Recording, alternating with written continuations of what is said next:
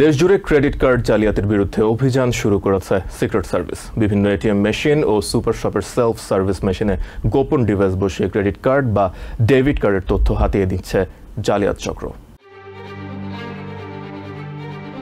দেশজুড়ে credit card জালিয়াতি করছে স্কিমিং থিভস নামের একদল অপরাধী। একটি বিশেষ গোপন ডিভাইসের মাধ্যমে কার্ডের তথ্য হাতিয়ে নেওয়ার মধ্য দিয়ে অর্থ চুরি করছে চক্রটি।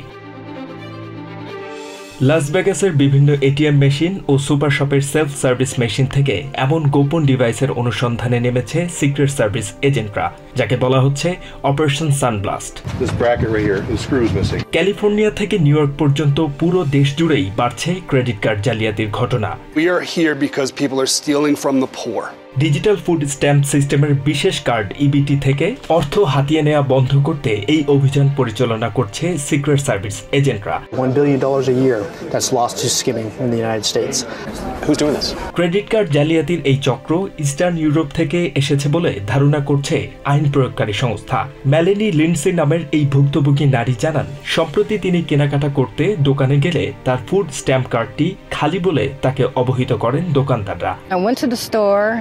It said insufficient funds. I called the food stamp office.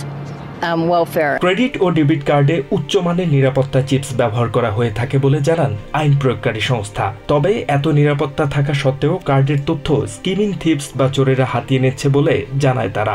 When you are using your credit card, does the machine, is it missing a few screws?